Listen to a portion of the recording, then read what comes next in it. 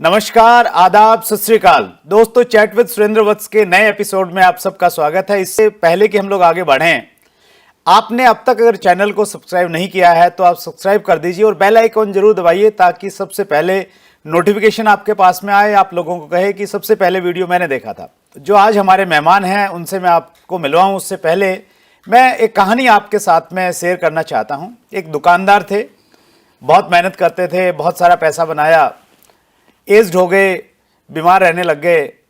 जब वो बिल्कुल मरणासन की स्थिति में पहुंच गए, उनको दिखाई नहीं देता था, बहुत कम सुनता था, तो उस समय उनका पूरा परिवार उनके साथ में खड़ा था और ऐसी स्थिति में थे कि पता नहीं कितने दिन तक ये जीवित रहेंगे, शायद कुछ घंटों के मेहमान थे। तो उस समय उन्होंने अचानक बातचीत करना शुरू किया और उन्होंने बोला, रामलाल कहाँ है? रामलाल उनके बड़े बेटे का नाम था। उसने कहा, पिताजी मैं यहीं पे हूं। फिर कहा कि श्यामलाल कहाँ है? श्यामलाल मझले वाले बेटे थे, तो वो बोले, पिताजी मैं यहीं हूं। थोड़ी देर बाद बोले कि नंदलाल कहाँ है? नंदलाल सबसे छोटा था। नंदलाल ने कहा, पिताजी मैं यहाँ पे हूं, बताइए आपकी क्या इच्छा है? वो थोड़ी देर रुक के बोले कि जब सब यहीं पे हैं तो दुकान पे कौन है? यानी एक दुकानदार आदमी पूरी जिंदगी काम करता है और उसे ये चिंता रहती है कि दुकान पे कोई ना कोई होना चाहिए। अगर दुकान नहीं खुलेगी तो फिर पैसा नहीं आएगा। जो पर्सनैलिटी आज हमारे बीच में है, तो उनका दुकान चलाने का एक बड़ा लंबा तजुर्बा रहा। वो 19 सालों से डायरेक्ट सेलिंग इंडस्ट्री का हिस्सा हैं। 35 से ज़्यादा फोन टूर कर चुके हैं। व्यक्ति का ड्रीम होता है कोई लग्जरी कार उनके पास में हो, उनके पास में मर्सिडीज़ भी है, वो जगुआर भी मेंटेन करते हैं। बहुत बड़ा नाम है डायरेक्ट सेलिंग का। आपने बहुत बार उनको रिकमेंड किया कि आप उनसे ज़रूर मिलवाइए, और जब हमने आपकी भावनाएं उनके सामने रखी तो उन्होंने आपकी भावनाओं का सम्मान किया। वो आज हमारे बीच में हैं, फरीदाबाद के रहने वाले हैं। इससे पहले कि मैं आपकी मुलाकात उनसे करवाऊं, पहले हम उनका एक वीडियो प्रोफाइल देखते हैं।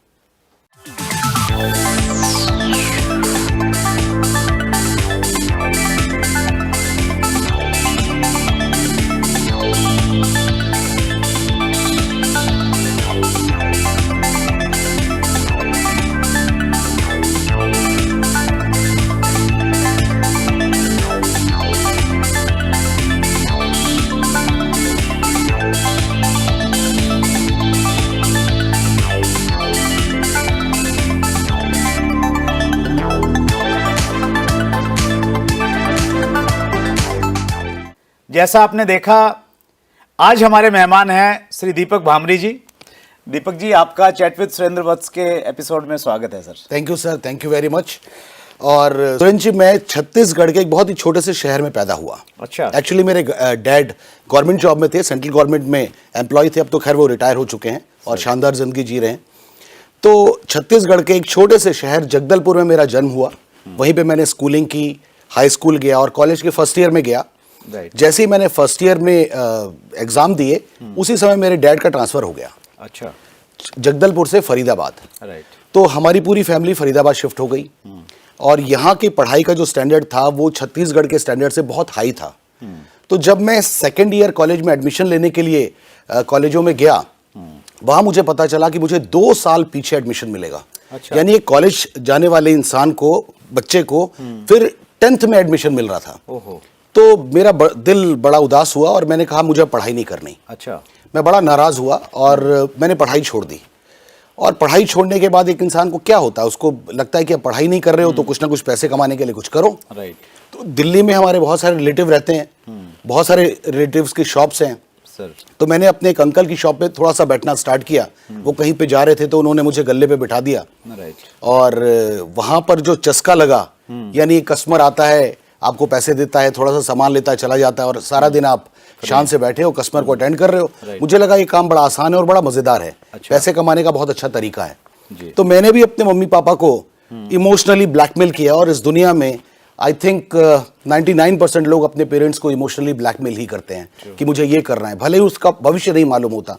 तो मैंने भी अपने मम्मी डैडी को इमोशनल ब्लैकमेल किया कि नहीं, मुझे तो अब यही काम करना है। बड़ी मुश्किल से उन्होंने पैसे अरेंज किए, क्योंकि मैं अपनी माता पिता की 5वीं संतान हूँ। अच्छा। तो मुझ तक आते आते उनके सारे पैसे खर्च हो चुके थे।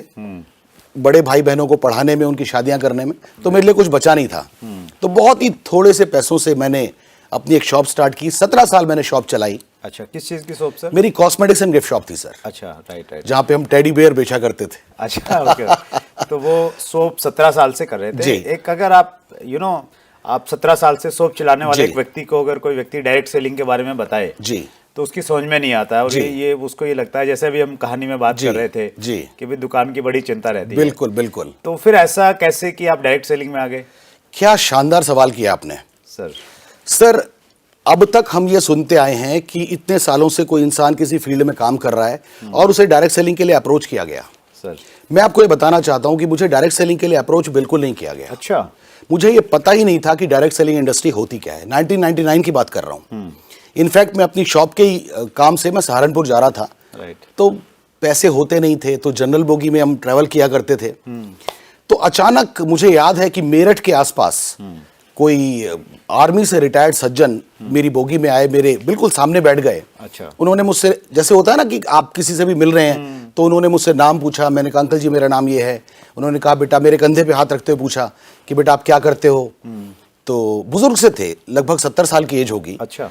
तो मैंने बताया अंकल जी मेरी शॉप है। उन्होंने कहा सहारनपुर कैसे जा रहे हो? मैंने उनको बताया कि शॉप के लिए ही सामान लेने में सहारनपुर जा रहा हूँ। राइट। मुझे नहीं पता कि वो इंसान थे या भगवान थे, मुझे नहीं पता, लेकिन जो मैसेज वो देके गए उस मैसेज ने मेरी जिंदगी बदली। अच्छा।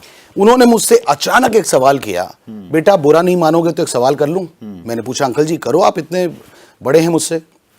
उन्होंने मुझसे पूछा कि बेटा अगर 3 महीने तुम अपनी दुकान ना खोलो, क्या तुम्हारे घर में पैसे आएंगे? अच्छा।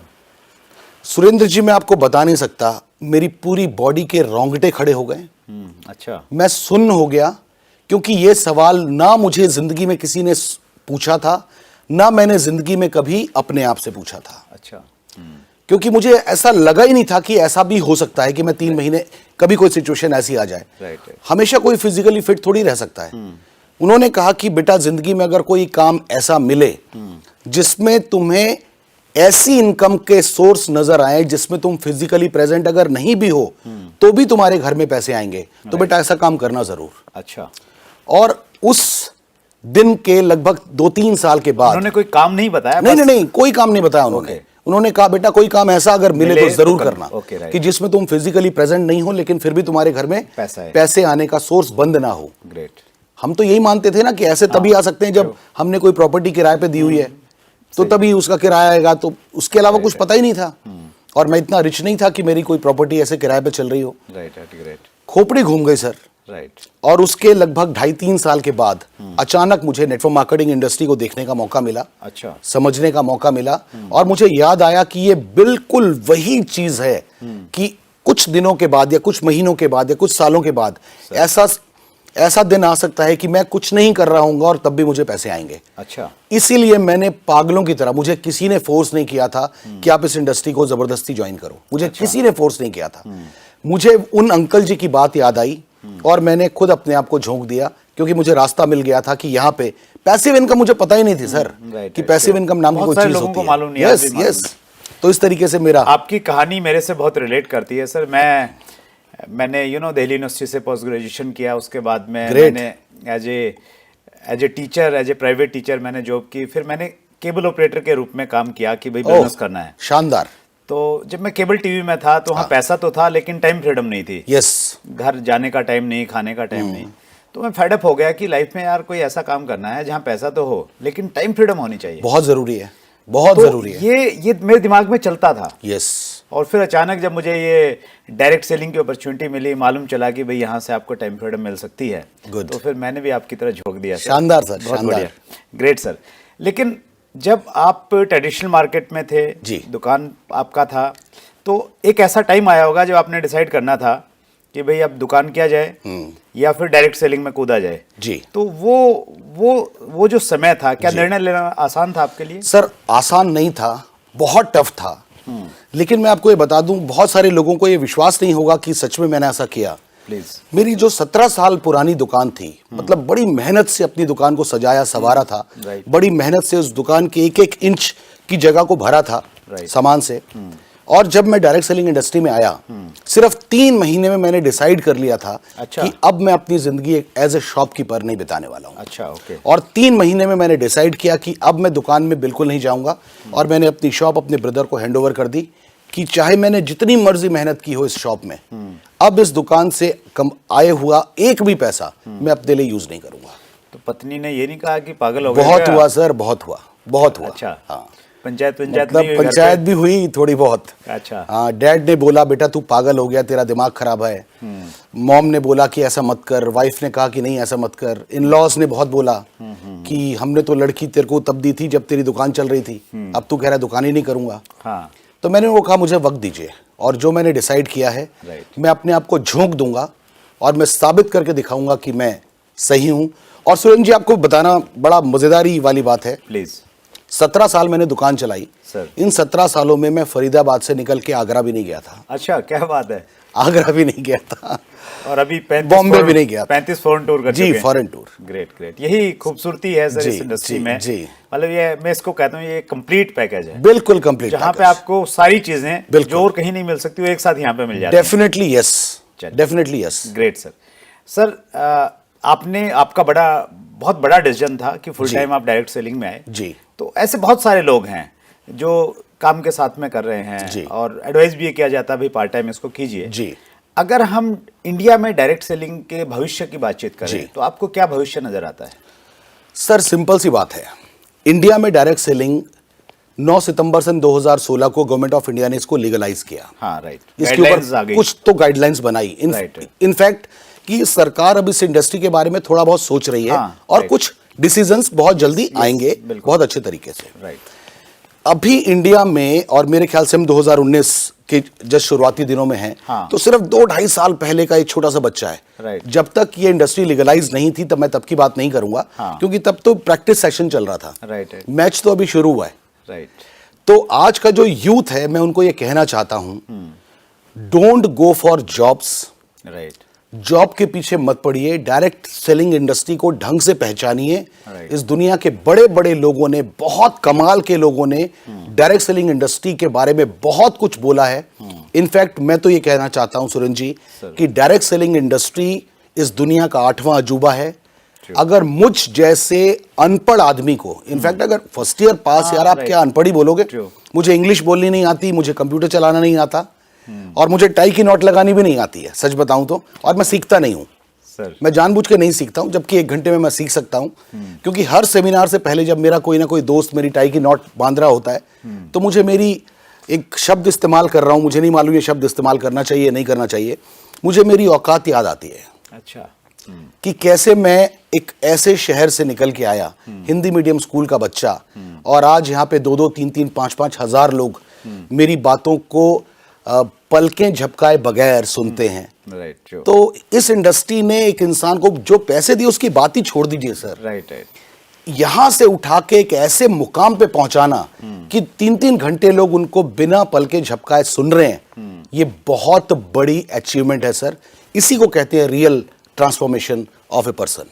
तो फ्यूचर अच्छा मानते हैं आप डायरेक्ट? शानदार सर, इससे बड़ा फ्यूचर ही मतलब कहीं हो ही नहीं सकता। सर, मुझे ऐसा लगता है कि 2 पक्ष हैं डायरेक्ट सेलिंग के। जी। एक पक्ष तो ये है जो आप रख रहे हैं, जी, जहां बहुत सारा पैसा है, जी, अनलिमिटेड चीजें यहाँ पे आपको बहुत मिल रही सारी हैं। अनलिमिटेड। लेकिन एक दूसरा पक्ष ये भी है कि आज भी हमारे देश में गाइडलाइंस आने के बाद में भी जी।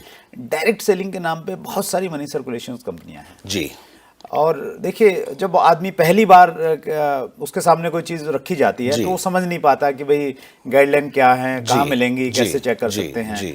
तो उसको जैसा बताया जाता है वैसे ही समझ जी। जाता है। और बहुत सारे लोग अनजाने में मनी सर्कुलेशन कंपनीज में चले जाते जी, हैं, बिल्कुल। लालच में आ जाते हैं कि बिल्कुल भाई सही। इतना इन्वेस्ट करेंगे आपको इतना मिलेगा। बिल्कुल। तो अगर एक आदमी को ये चुनना है, ये देखना है हाँ। कि भाई जो उसके सामने प्रपोजल आया है जी। वो एक सही कंपनी है या कोई मनी सर्कुलेशन कंपनी है, राइट। उसको वो कैसे चेक करे? सर सबसे पहले तो एक इंसान का विवेक यहाँ पे काम करना चाहिए। राइट। ठीक है, बहुत सारे लोग बहुत डेप्थ में इसकी नहीं गए हुए हैं, तो उनको पता नहीं है कि हमको कौन सी वेबसाइट पे चेक करना चाहिए कि इस कंपनी का रजिस्ट्रेशन प्रॉपरली है या नहीं है। Right. लेकिन मैं यहाँ पे ना आपको एक बहुत ही सामान्य सा एक आंसर करना चाहता हूँ, एक इंसान के विवेक का। सर। एक इंसान जॉब करता है, नौकरी करता है, वो रोज के 8-10 घंटे वहां पे अपने देता है, अपना वहां काम करता है, उसको तब सैलरी मिलती है। ट्रू। अगर कोई शॉपकीपर है, वो अपनी रोज शॉप खोलता है 10 घंटे, 11 घंटे, 12 घंटे, वो अपनी शॉप से तब पैसे कमाता है। Right. अगर कोई प्रोफेशनल है, वो अपनी सर्विसेज किसी को प्रोवाइड करता है, अपने स्किल को किसी को प्रोवाइड करता है, तब उसको वहां से पैसे मिलते हैं। सही। यानी हर जगह आपने कुछ ना कुछ किया तो आपको पैसे मिले। True. बहुत सारी कंपनियां ऐसी आ जाती हैं जो कहती हैं कि आप कुछ मत करो, बस आप तो खाली इन्वेस्टमेंट कर दो राइट। और हर महीने आपको पैसे आते जाएंगे। राइट। क्या एक इंसान को अपने विवेक से काम नहीं करना चाहिए कि ये इंसान जो मुझे आके बता रहा है कि आप कुछ मत करो, बस खाली 1,00,000-1,50,000 रुपए इन्वेस्ट कर दो, आपको हर महीने 8-10 हजार रुपए आते जाएंगे। राइट। अगर सच में इतने पैसे आ सकते होते हाँ। तो हमारे जो फाइनेंस मिनिस्टर है मिस्टर अरुण जेटली, हाँ, हाँ। वो उनके पास कई लाख करोड़ हैं यार भारत के, वो सारा पैसा उस कंपनी में क्यों नहीं इन्वेस्ट कर देते? ट्रू, ट्रू, सही। कि 1,00,000 करोड़ का 10% तो बहुत होता है। मेरे ख्याल से हम 1 साल के बाद हम अमेरिका को बीट कर देंगे। तो मैं अपने जो व्यूअर्स हैं, सुरेंद्र जी, आपके जो व्यूअर्स हैं, जी। उनको ये बताना चाहता हूं कि यहां पे आपका विवेक भी काम करेगा। राइट। यहां पे अपने विवेक से काम कीजिए कि बिना कुछ किए पैसे नहीं आ सकते, किसी हालत में नहीं आ सकते। भगवान कुबेर भी अपने खजाने से पैसे नहीं दे सकते। इसमें भी एक थोड़ा सा पेंच है सर। देखिए हमारे यहाँ पे जो आदमी है ना, किसी ने अगर गलत काम करना है तो जी। बड़े दिमाग का इस्तेमाल करता है, जी, मतलब जी। बहुत इंटेलिजेंट होता है, हालांकि उसने गलत दिशा में लगाया। जी। तो यहाँ पे कुछ लोग क्या कर रहे हैं, वो ये कहते हैं कि भाई आपने है ना करना है, आपने सोशल मीडिया पे जाना है, क्लिक करना है, जी। इतने क्लिक करेंगे आपको इतना पैसा मिल जाएगा। या वो कुछ बोलते हैं कि भाई आपका पैसा वहां पे इन्वेस्ट कर रहे हैं और उस इन्वेस्टमेंट से वो ऐसा ऐसा बिजनेस जाएगा। जी। तो इस प्रकार की भी बहुत सारे मतलब कंफ्यूजन्स हैं, कुछ ना कुछ ऐसी चीज घुमाई जाती हैं। जी। तो उन चीजों को कैसे ट्रेस किया जाए? सर, थोड़ा सा दिमाग तो लगाना पड़ेगा। Right. अगर सिर्फ क्लिक करके लोगों को पैसे आने लग जाएं तो इस दुनिया की जितनी बड़ी बड़ी इंडस्ट्रीज हैं वो सारी की सारी बंद होने वाली है। Right. तो आदमी को अपना दिमाग जरूर लगाना पड़ेगा कि इन चीजों से पैसे नहीं आते। और जिन कंपनीज के बारे में वो बोलते हैं कि इस कंपनी की ऐड देख लो, इस कंपनी की ऐड देख, उन कंपनीज के साथ क्या लीगल वे में उनका टाई अप है? इतना तो चेक किया जा सकता है ना। Right, right. अगर मैं किसी की ऐड देख रहा हूं तो क्या उस कंपनी ने इस कंपनी के साथ कोई लीगल टाई अप किया हुआ है? इतना तो जरूर देख लेना चाहिए। Right, that's great sir. इससे बच के रहें please. Right, right, thank you so much. और हमारा प्रयास ये है सर, आप जैसे जो अनुभवी लोग हैं उनसे हमारे व्यूवर्स सीखें, और एक आदमी जो कुछ भी नहीं जानता है, वो अगर ये इंटरव्यू देखे और ये कन्वर्सेशन देखे तो शायद बहुत सारी क्लैरिटी आ सकती है, और बहुत सारे लोग का जो गाढ़ी खून पसीने की कमाई है उसको हम लोग बचा सकते हैं। सच में। Thank you so much for the clarification sir. जी सर। सर, ये जो हमारा बिजनेस है इसमें कहा जाता है कि भाई ये डुप्लीकेशन का बिजनेस है। यस। और आपको फ्रीडम तभी मिलती है जब आप जैसे लोग तैयार हो जाते हैं, जी। वो आपके बिहाफ पे काम करते हैं। जी। तो इसको थोड़ा सा बताइए कि ये डुप्लीकेशन है क्या, कैसे काम करता है? सुरेंद्र जी, मेरे दिमाग में ना एक विचार है, और ये विचार मैंने अपनी बहुत सारी ट्रेनिंग्स में शेयर भी किया है लोगों को। सर, मैं कहता हूं नेटवर्क मार्केटिंग को भगवान के मॉडल के साथ जोड़ के देखिए, भगवान के मॉडल के साथ इसको कनेक्ट करके देखिए। सर, भगवान जी ने इस दुनिया में जितनी भी चीजें बनाई हैं, कोई भी फाइनल प्रोडक्ट नहीं बनाया है। भगवान जी ने अगर आम बनाया है तो उसके अंदर एक बीज डाला है। भगवान जी ने घोड़ा बनाया है तो उसके अंदर बीज डाला है। भगवान जी ने मछली बनाई है तो उसके अंदर बीज डाला है।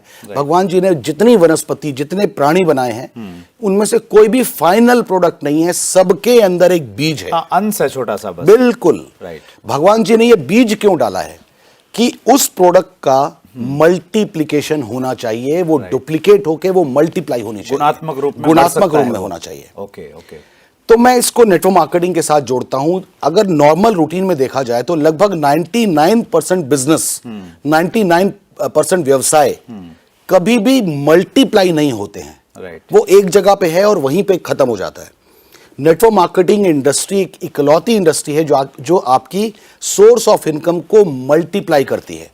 जैसे आम के एक बीज से, आम की एक गुठली से कई लाख आम पैदा होते हैं कुछ सालों में। Right, right. उसी तरह नेटवर्क मार्केटिंग में आपकी वजह से कई लाख लोग आपकी टीम में आते हैं, जिसकी वजह से आपकी इनकम कई लाख गुना मल्टीप्लाई होती है और डुप्लीकेट होती है। ये बात समझनी बहुत जरूरी है सर। आपकी सोर्स ऑफ इनकम डुप्लीकेट और मल्टीप्लाई होनी ही चाहिए अगर आपको लाइफ में बहुत बड़े मुकाम पे पहुंचना है। तो इसको हम इस रूप में समझें कि एक जिस प्रकार एक आम का बीज है, जी, आम की गुठली है जी, तो उसको सिर्फ हम आम की गुठली नहीं देखें, हम ये देखें कि इसमें से हजारों लाखों लाख आम निकल सकते हैं, बिल्कुल और कई सालों तक उसका हम लोग लाभ और ये हो ही रहा है ना, ये सबको पता है, सबको पता है। ठीक इसी प्रकार से जो एक हमारा डायरेक्ट सेलर है, तो उसको हम एक आदमी नहीं माने, मतलब ही नहीं, हम लोग ये माने कि उसके माध्यम से ये बिजनेस मल्टीप्लाई होगा जी। बस जैसे आम के पौधे को हम लोग ख्याल रखते हैं थोड़ा शुरुआत में, तो वैसे उस डिस्ट्रीब्यूटर को सिखाना है, समझाना है, उसके अंदर लीडरशिप क्वालिटी लेके आनी है। ये करना ही चाहिए।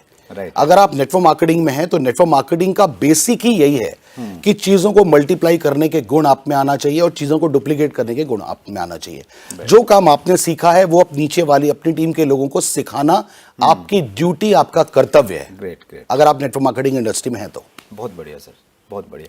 मतलब ये वैसा हम इसको माने कि भाई एक पेरेंट्स जिस प्रकार अपने बच्चों को एजुकेट करता है, बिल्कुल, तभी उसको समाज में अच्छा मान सम्मान मिलता है। तो एक लीडर भी अगर डाउनलाइन को सिखाएगा नहीं तो उसको रिस्पेक्ट रिगार्ड नहीं मिलेगा। बिल्कुल, लीडर को जैसे एक माँ अपने बच्चे को केयर करती है, हर लीडर की ये रिस्पॉन्सिबिलिटी, ये ड्यूटी है अपनी टीम के एक एक एसोसिएट को माँ की तरह केयर करे। शुरू में कुछ साल करना पड़ेगा, हमें जिंदगी भर नहीं करना पड़ेगा। राइट सर, आपने डायरेक्ट सेलिंग की शुरुआत की जी, तो जैसे यहाँ पे देखा जाता है कि अचानक आपको रिजल्ट नहीं मिलते जी, स्ट्रगल करना पड़ता है, और जर्नी जो हम सोचते हैं कितने दिन में इतना मिल जाएगा वैसा मिलता नहीं है। तो टफ टाइम आपने निश्चित रूप से फेस किया होगा, हर सक्सेसफुल व्यक्ति उससे गुजरता है। तो आज हमारे बहुत सारे ऐसे डायरेक्ट सेलर्स हैं जिनको शायद टाइम हो गया है, काम कर रहे हैं, रिजल्ट नहीं मिल रहे हैं, सक्सेस नहीं है, फेलियर्स हैं उनके साथ में।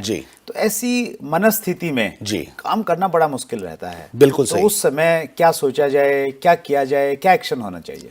बहुत अच्छा सवाल है सर। मैं ये बताना चाहता हूं कि network marketing, direct selling industry कोई लॉटरी का टिकट नहीं है, और इस दुनिया में कोई भी प्रोफेशन लॉटरी का टिकट नहीं होता। आप अपने ऊपर जाइए सर। आपने जब आप 4 साल के थे आपने पढ़ाई करना स्टार्ट किया, यानी मैं अपने हर व्यूअर से बोल रहा हूं, जब वो 4 साल के थे उन्होंने पढ़ाई करना स्टार्ट किया। 18, 19, 20, 21 साल तक उन्होंने पढ़ाई की, अलग अलग फील्ड में जो भी वो पढ़ सकते थे सर। पैसे कमाना उन्होंने कब स्टार्ट किया? जब उन्होंने अपनी जिंदगी के 16 साल एजुकेशन लिया। जी, राइट, तब उसने जॉब ज्वाइन की। किसी भी प्लेयर को उठा लीजिए, चाहे वो कपिल देव हो, सचिन हो, विराट कोहली हो, उन्होंने अपनी जिंदगी के कितने साल स्ट्रगल किया उस इंडस्ट्री में या उस फील्ड में टॉप पे पहुंचने के लिए। बहुत सही। पैसा बाय प्रोडक्ट है सर। सबसे पहले अपने आप को तैयार कीजिए। जब होता है कि हमें जल्दी रिजल्ट नहीं आ रहे तो जल्दी रिजल्ट, अगर आप ये सोचे कि मुझे जल्दी रिजल्ट नहीं आ रहे, यानी आप अपने आप को तैयार कर रहे हैं। एक कोयला जब जमीन से निकलता है, राइट सर, और जिसने निकाला है उसे मालूम है कि ये कोयला नहीं है, ये हीरा है, तो उस कोयले को कितनी कटाइयों से गुजरना पड़ता है, कितनी बार उसको तराशा जाता है, तब कहीं जाके वो एक चमकदार डायमंड बनता है, कीमती डायमंड बनता है, कोहिनूर डायमंड बनता है।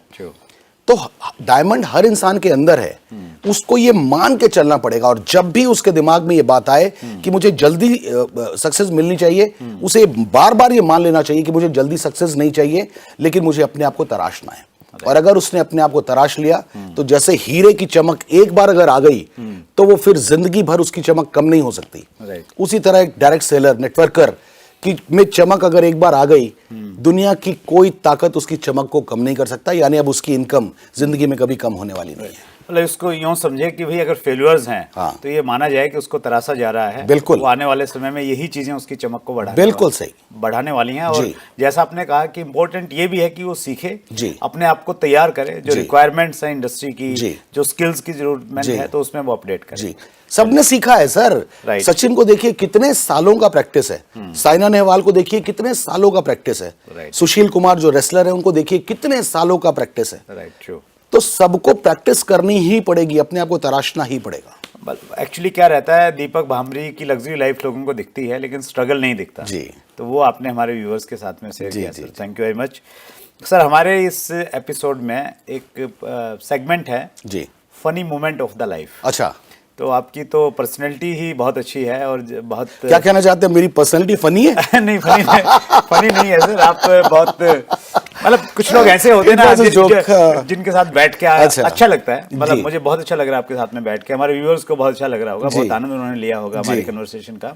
तो फिर भी कुछ ऐसे मोमेंट होते हैं जो आपको याद रहते हैं, आप भूलते नहीं है। ओके, प्लीज शेयर कीजिए। अच्छा, नेटवर्क मार्केटिंग से रिलेटेड नेटवर्क मार्केटिंग, आपकी लाइफ, कहीं भी जो भी फनी मोमेंट, एक बड़ी मजेदार आपको कहानी सुनाता हूँ। प्लीज। आई थिंक ये 8-9 साल पुरानी बात होगी।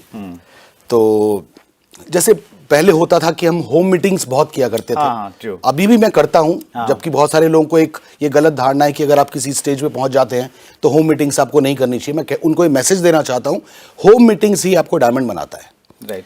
आपको होम मीटिंग्स करनी चाहिए। मैं और ऐड कर दूं इसमें थोड़ी सी चीज।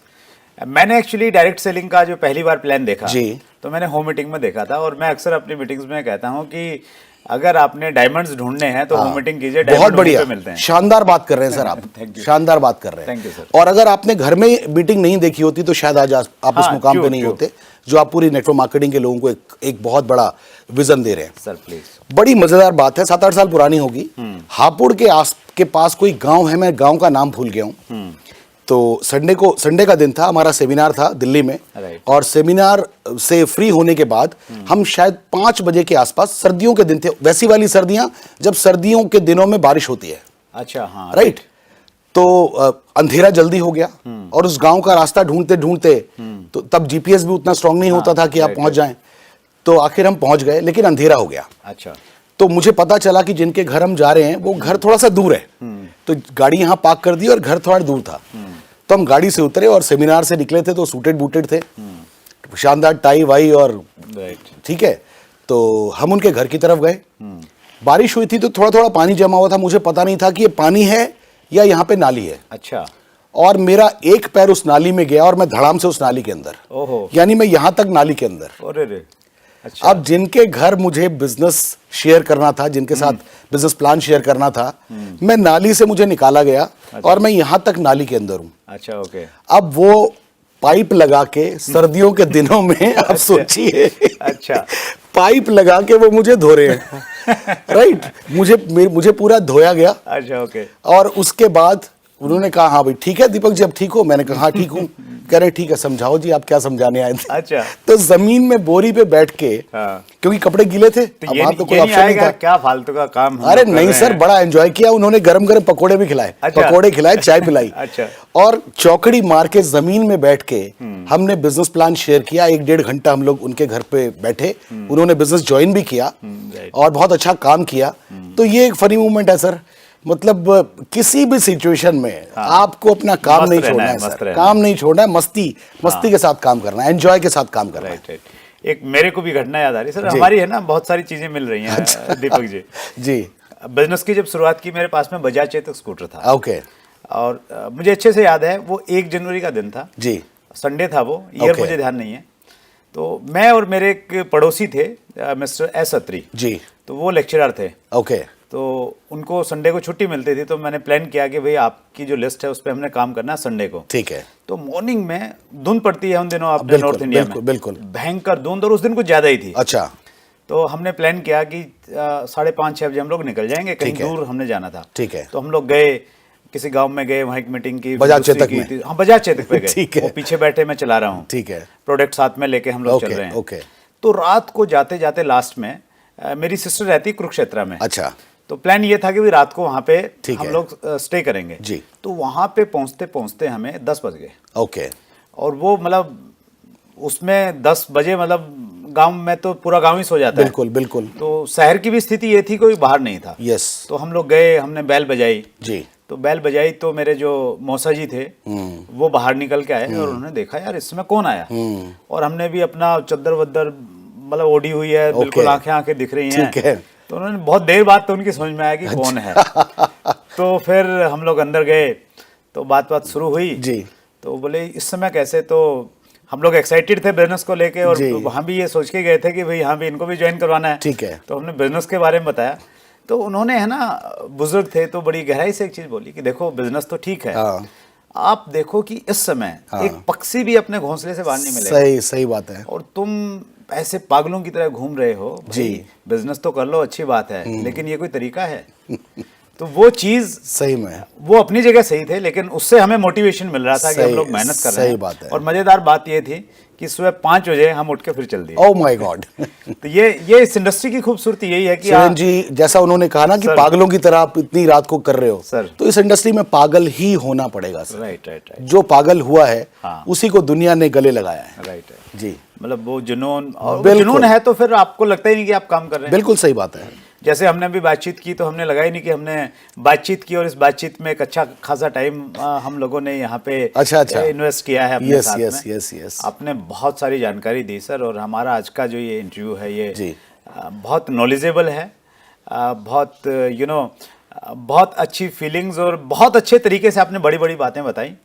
मैं अपने व्यूवर्स की तरफ से आपका बहुत आभारी हूँ, और ये उम्मीद करता हूँ कि इसी प्रकार आप आते रहेंगे। इंडस्ट्री की जिस प्रकार से आप सेवा कर रहे हैं जी। वैसे ही आप सेवा करते रहेंगे। बहुत बहुत धन्यवाद। So nice of you sir, thank you very very much. Channel को सब्सक्राइब कीजिए, बेल आइकन जरूर प्रेस कर दीजिए ताकि हर इंफॉर्मेशन आप तक पहुंचे, नोटिफिकेशन आपके पास में आए। और फिर एक बार रिक्वेस्ट कि प्लीज़ कंपनी के नाम, कंपनी के प्लान, प्रोडक्ट की प्रशंसा यहाँ पे मत कीजिए। इस चैनल का उद्देश्य वो नहीं है।